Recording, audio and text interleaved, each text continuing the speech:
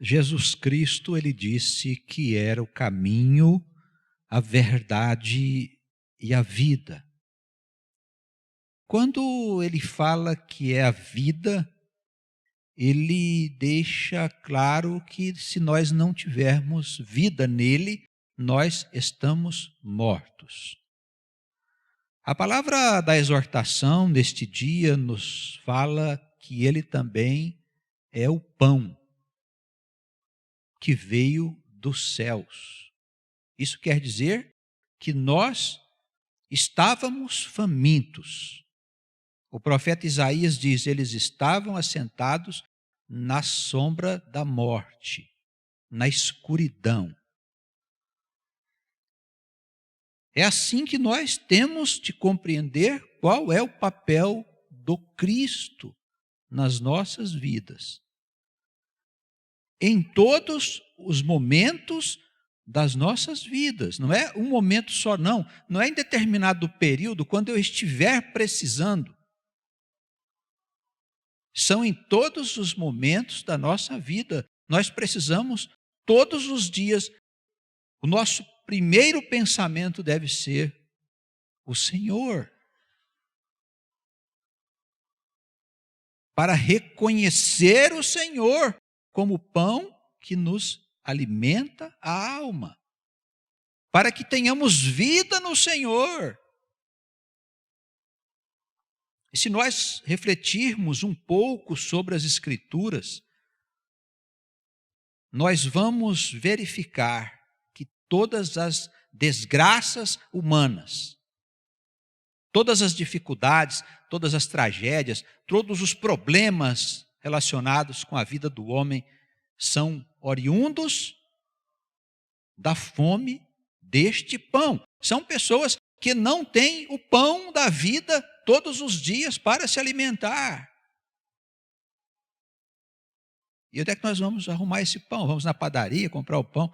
Não, não falamos do pão que alimenta o corpo, mas do pão que alimenta a alma, e ele está à nossa disposição na Escritura Sagrada. Nas páginas desta Escritura, nas passagens, nos versículos, numa ou noutra palavra que nos chama a atenção quando nós abrimos a Escritura para poder falar com Deus, para receber o pão da vida, irmãos. Se nós fizermos uma experiência de deixarmos de comer alguns dias, vamos nos trancar aí dentro de um quarto e ficar alguns dias sem comer, sem beber água, logo morremos. Começamos a sentir as consequências da falta de alimento, o nosso organismo começa a ficar carente, assim também a nossa alma. Quando não nos alimentamos das coisas do Senhor, nós vamos ficando enfraquecidos, não fisicamente, mas espiritualmente. Doenças fantasmas começam a aparecer em nós, depressões, angústias, tristezas, ideias de morte, todas essas coisas vêm de um organismo espiritual que está enfraquecido pela ausência do pão da vida, que é Cristo. Ou comemos, ou morremos. Não tem meio termo, irmãos. Ou comemos, ou morremos. De outra forma, nós vamos continuar nos arrastando com um mundo que tenta nos convencer que nós podemos ter vida por nós mesmos. Que nós somos campeões. E que eles podem nos preparar para a vida. Irmãos, o mundo nos prepara para a morte. Não é para a vida, não. O que é que o mundo pode nos dar? Somente as coisas desse mundo.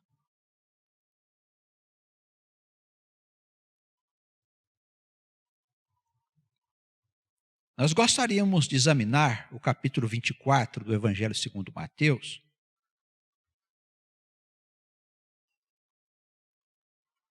Este capítulo é um pouco pesado, porque fala dos tempos difíceis que nós teremos que enfrentar.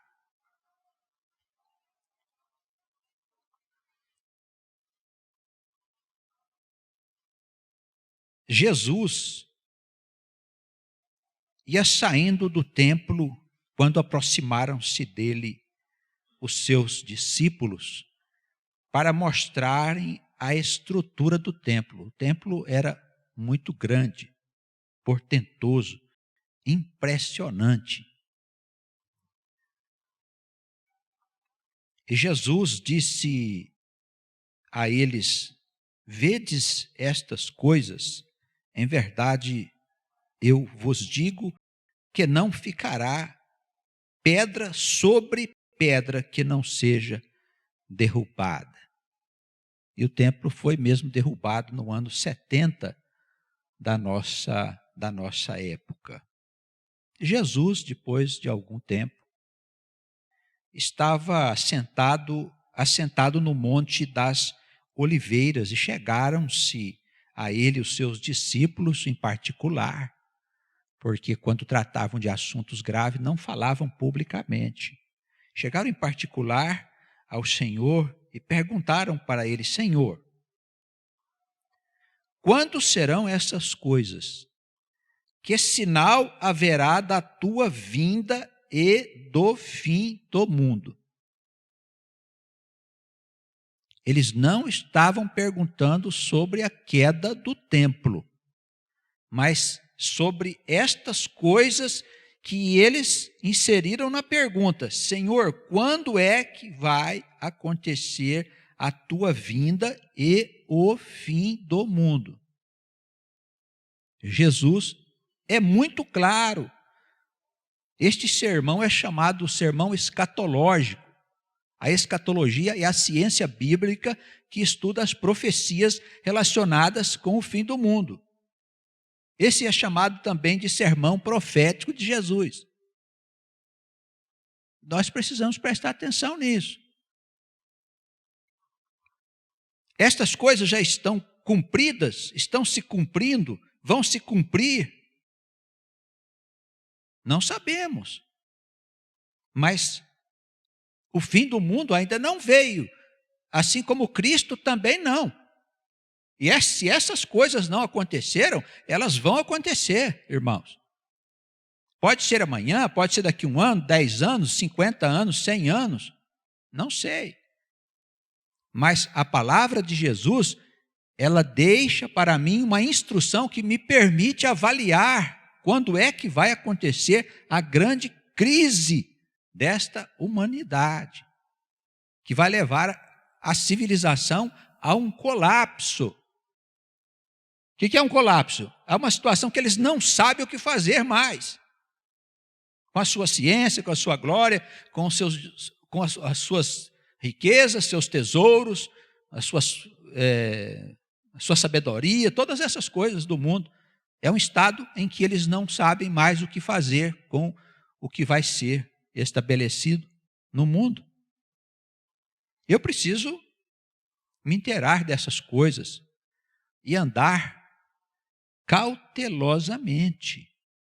Quer dizer, eu continuo trabalhando, eu continuo fazendo meus projetos de vida, tudo mais, mas sempre olhando no horizonte para ver se a tempestade não está chegando.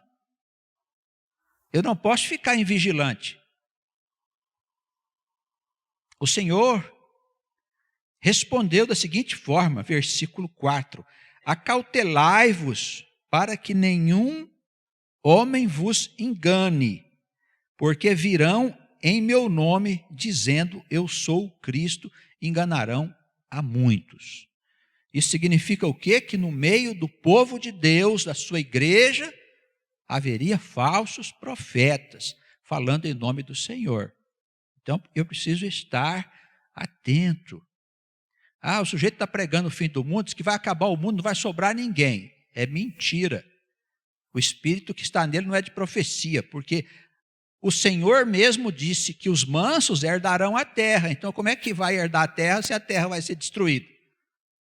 O fim do mundo não significa o fim do planeta, mas sim o fim de uma humanidade que insiste em andar no caminho do pecado. Virão muitos dizendo em meu nome, eu sou Cristo, e enganarão multidões. ouvireis falar de guerras e de rumores de guerras. Olha, não vos assusteis, porque é necessário que estas coisas aconteçam, mas ainda não é o fim. Então não tem que ter medo. O Senhor diz, olha, não fique preocupado. É necessário que estas coisas aconteçam. Quando começar a acontecer, não fique assustado. Ai, por quê, meu Deus? Não, é necessário que estas coisas aconteçam. Já viu aqueles tumores que dão em criança, assim? Na época que a gente era criança, ainda dava muito. Hoje não dá mais, né? Não dá mais, né, doutor? Quase não dá mais de pele, que dá em menino. Na nossa época dava bastante, né? Então aquele tumor fica incomodando demais. É uma ferida que dá na gente, né? O pastor Joel, lembra-se disso, pastor? Enquanto eu não abria aquele negócio e punha para fora, não sarava e a gente não ficava aliviado. A humanidade tem um tumor nela, que é o diabo que enfiou no meio do coração do povo as suas doutrinas mentirosas. E a humanidade está sofrendo como se tivesse um tumor prestes a romper. Enquanto isso não acontecer, o mundo não vai sarar dos seus males, da sua doença que vem destruindo a vida em todos os lugares, das fomes, das pestilências, das guerras, da injustiça, das crianças que estão morrendo todo dia, irmãos, de fome, perseguidas, tantas injustiças que se passam todos os dias e a gente às vezes nem presta atenção. É preciso que o mal venha para fora, assim como naquele tumor é necessário que saia aquele pus que está lá dentro, é necessário abrir aquele tumor, rasgar aquilo para tirar aquela infecção lá de dentro, então o corpo pode sarar. A humanidade vai ser operada por Cristo, o divino médico que sara todas as almas. Ele vai fazer uma cirurgia profunda nesta humanidade, tirar dela todo o mal, e ela vai sarar e vai ser uma humanidade de verdade, uma civilização verdadeira.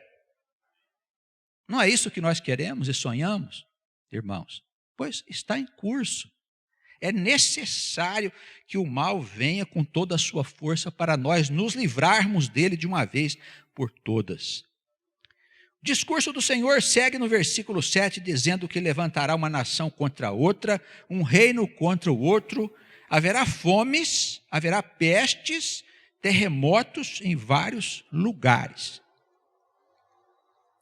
Eu tenho que ficar atento. Está tendo fome?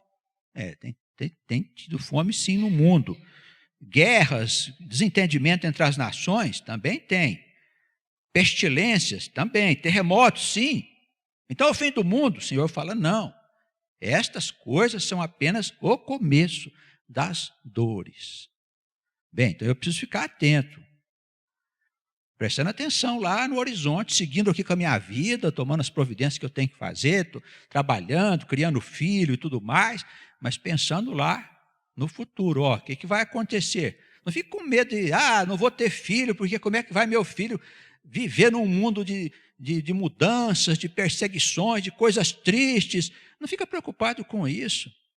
Põe a criança no mundo, Jesus vai cuidar de nós somos ovelhas do pasto do Senhor. Amém. Não fica preocupado com isso. É só uma travessia difícil que nós vamos fazer, mas sairemos do outro lado. As promessas foram feitas e serão cumpridas, porque são promessas do Senhor. Nesse tempo haverá uma perseguição, vos hão de entregar, versículo 9, para seres atormentados e matar-vos-ão, e sereis odiados de todas as nações por causa do meu nome. Nesse tempo, muitos serão escandalizados, trair-se-ão uns aos outros se odiarão. E surgirão muitos falsos profetas nessa época, enganando a muitos. E por multiplicar a iniquidade, as coisas erradas, o amor das pessoas esfriará. Irmãos, vivemos numa época que o amor está se esfriando a cada dia. Quando a gente vê essa palavra sobre perseguição, a gente fica assim, será que é possível haver uma perseguição religiosa? É que nós vivemos num país abençoado, irmãos. Aqui os ânimos nem para perseguição religiosa servem. Não é mesmo? Mas há países no mundo hoje que muitos irmãos nossos são mortos diariamente por causa da palavra de Deus. E não é que eles estão fazendo nada errado, não. É porque eles seguem a Jesus, só isso. São presos dentro da sua casa, tem a sua casa incendiada, tem casos de igrejas que são queimadas. Isso todos os dias, irmãos. Então, por que é que não pode ter perseguição por causa da palavra de Deus, se ela já está no mundo? Nós não temos aqui no nosso Brasil. Mas, no tempo do fim, pode ser que alguns homens de Deus percam a sua vida, venha perder a sua vida por causa da palavra do Senhor. Mas o ambiente não vai ser muito bom, né? Haverá traição, haverá ódio por causa do nome de Cristo. Eu tenho que me conscientizar que é uma situação muito grave, que o discurso de Jesus está me alertando, dizendo, olha, é melhor você se guardar, é melhor você se manter mais perto de mim. Você não pode continuar vivendo como vivem as pessoas do mundo. Por quê? Porque quando chegar aquele dia, você deve estar preparado.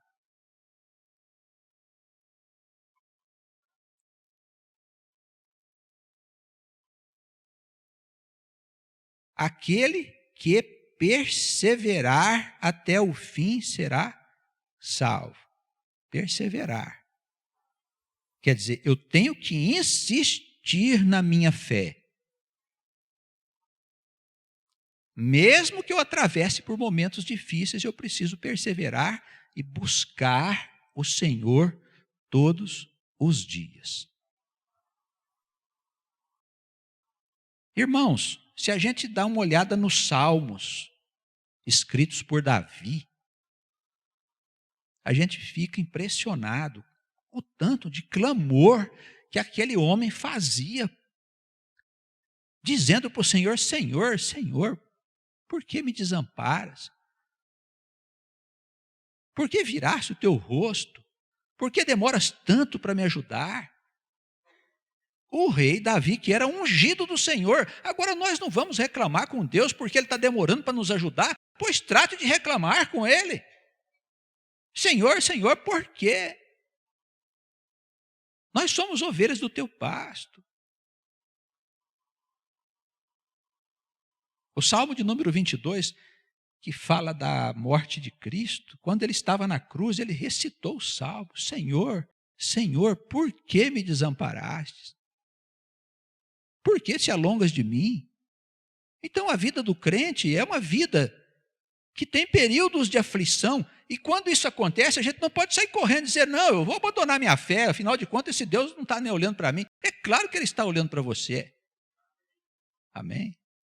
E quando a gente está enfraquecido, irmãos, quando a gente está abatido pelas lutas da vida, quando a gente está passando por uma dificuldade, nós estamos mais em condições de se aproximar e falar com Deus.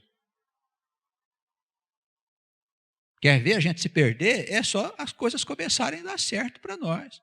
Como começa a dar tudo certo, começa a entrar muito dinheiro, começa não sei o quê, a gente já começa a inventar coisas, vai passear, vai comprar isso, vai comprar aquilo, daí a pouco esquece do Senhor. É tão sério que a palavra de Deus, ela tem uma passagem que nos diz para que Deus não deixe a gente sem nada, para a gente não roubar e envergonhar o nome de Deus. E não nos dê tanto que as alegrias das coisas terrenas nos façam esquecer do Senhor, que nos dá todas as coisas. Então, em qualquer circunstância, eu preciso perseverar no caminho para que a minha salvação esteja garantida naquele dia. Porque até aquele dia ninguém sabe se já está ou não está salvo. Eu costumo dizer aos irmãos, nos estudos bíblicos, que a salvação é a busca, não é o encontro. A busca pela salvação é ela. Você não vai ter certeza até aquele dia se você está ou não salvo. E é isso que faz a fé ser aquilo que ela é. Quando a gente não tem essa certeza, a gente segue cuidadoso. Quem perseverar até o fim será salvo. O evangelho do reino será conhecido e pregado em todo o mundo, versículo 14. Todo mundo vai saber desse evangelho antes de chegar aquele grande dia. Ele será pregado como testemunho a todas as nações, e então virá o fim. Olha que tem um tempo complicado aí para a gente poder chegar no fim. Não é? O tempo complicado. O que é que nós vamos fazer, irmão? Como eu vou viver? Eu vou ter trabalho, eu vou ter comida. Olha, não há nada que possa garantir para você a não ser Deus. Deus vai cuidar do seu povo e das suas ovelhas. Amém? Se um ou outro tiver que perder a vida por causa da palavra de Deus, isso é glória. Morrer por causa da palavra? Mas que isso, irmão? Só apóstolo do Senhor que morre, só servos do Senhor que morrem por causa da palavra. Se a gente tiver que morrer por causa da palavra de Deus, se é a vontade de Deus que os seus santos possam ser perseguidos, ou mortos, ou afligidos pelos homens do mundo, que se faça assim, porque é a vontade do nosso Deus.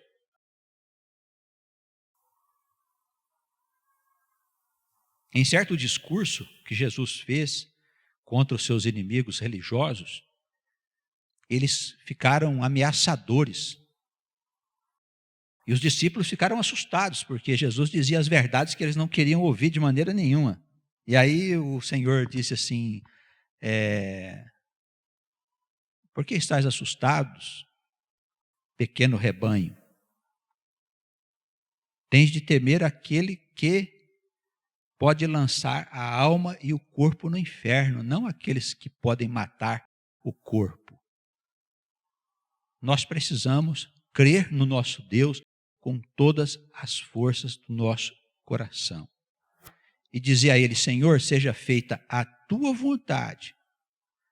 Nós não temos que temer os homens, mas precisamos andar nos caminhos do Senhor, porque é Ele que traça o destino da nossa vida.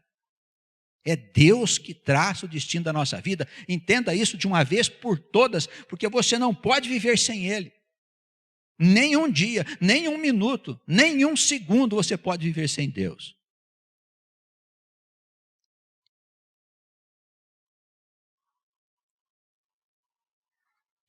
Não vamos passar aqui nas guerras lá, vamos deixar de lado.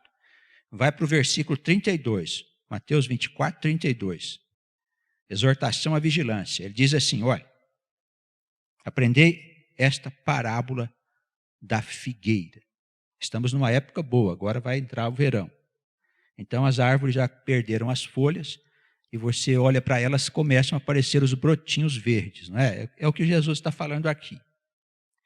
Quando os ramos da figueira se tornam tenros e brotam as primeiras folhas, vocês sabem que o verão está para chegar. Igualmente, quando virdes estes sinais acontecerem, sabei, pois, que está próximo o reino de Deus. Eu vos digo em verdade que esta geração não passará sem que todas essas coisas aconteçam. O céu e a terra passarão, mas as minhas palavras não hão de passar. Mas aquele dia e hora ninguém sabe, nem os anjos do céu, mas unicamente meu Pai. Então, se alguém disser, vai ser daqui 1 ano, daqui 2 anos, daqui 10 anos, não acredite. Vai ser no dia tal, é pior ainda. Ninguém sabe quando vai ser, nem ele, nem o Filho, somente o Pai sabe qual vai ser aquele dia. E ele diz assim, foi como nos dias de Noé, assim também será a vinda do Filho do Homem, que é Jesus. Como é que foi na época de Noé? nos dias anteriores ao dilúvio, as pessoas comiam, as pessoas bebiam, elas casavam, elas se davam em casamento, até o dia que Noé entrou na arca. Eles não perceberam, veio o dilúvio e levou a todos. Assim também será a vinda do Filho do Homem. O pessoal vai estar casando, dando em casamento, vendendo, comprando, tudo mais, tal, como se nada estivesse acontecendo. Nesse tempo, estando dois no campo, um será tomado, outro deixado para trás. Estando duas mulheres moendo no moinho, uma será tomada, outra será deixada. Isso quer dizer, será separado mesmo o que é de Deus e o que não é de Deus. A separação ficará muito clara para todos. Vigiai, pois, porque não sabeis a que hora há de vir o vosso Senhor. Mas considerai a seguinte coisa, versículo 43, se o pai de família soubesse a que hora da noite o ladrão viria, ele não deixaria roubar sua casa. Mas ele não sabe a hora que o ladrão vem, nem o dia. Ele chega na casa, é surpreendido pelo roubo. Assim também será a vinda do Filho de Deus, de uma hora para outra. A gente não sabe que hora vai chegar aquele dia. E nós seremos colocados à direita ou à esquerda do Senhor. Portanto, que nós sejamos atentos, irmãos, e na certeza de que o Senhor é o alimento que nós não podemos dispensar. Amém? Não podemos dispensar o alimento dos céus. Não tem maná mais. Agora é o Senhor. Nem precisa de maná, né? O tanto de coisa que a gente tem, vai no mercado, um monte de coisa para comprar e tudo mais. Não precisa maná mais. Mas precisamos do pão que veio dos céus, porque a nossa alma está doente, está carente deste pão. Se a gente se alimentar direitinho, ficaremos saudáveis e fortes espiritualmente. Enfrentaremos qualquer batalha. Que Deus abençoe a igreja reunida aqui e as ovelhas espalhadas aí pelo mundo que estão recebendo a nossa palavra. Amém.